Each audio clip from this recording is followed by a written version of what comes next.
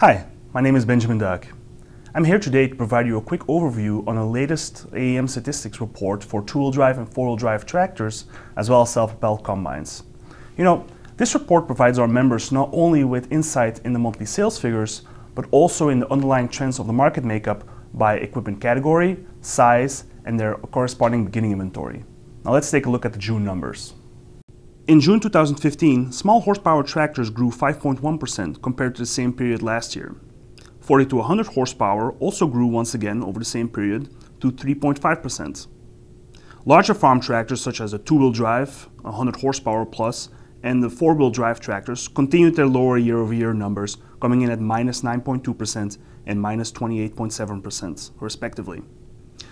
What's important to note here is that due to the sheer number and size of the small tractor segment, total numbers for farm tractors still grew compared to the previous year.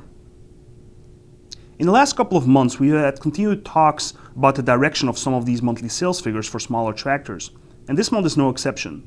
When we look at the first half of the year, we can get a better understanding of the trends for the remainder of the year.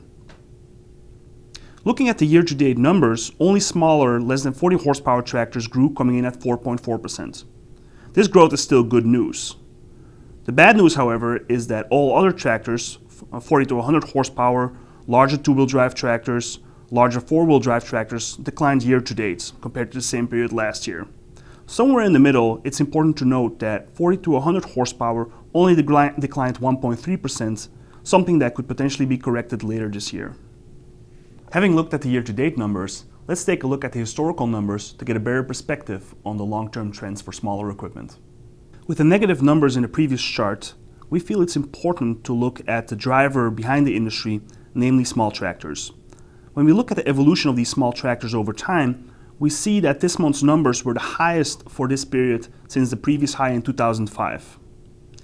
Over time, we also see that the 12-month average for this segment has been growing steadily, supporting our markets. Many of these tractors are going into hobby farms and potentially livestock production, as well as landscaping services. And they are thus more immune to the current ag downturn, which seems to focus more on production ag. While we've heard a lot about the ag downturn in recent months, we still feel that the current situation is more of a market adjustment. Let's say a pullback from a previous buildup.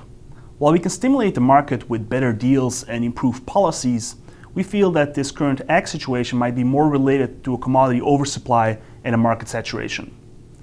In a weird way, this is good news because these things tend to work themselves out over time. On the other hand, our dollar could use a boost to improve competitiveness of US manufacturers abroad so that they can take advantage of international growth opportunities. For more information, please visit our website at aam.org/agreports. And if you have any questions about the report or today's numbers, feel free to email us at the following address. See you next month.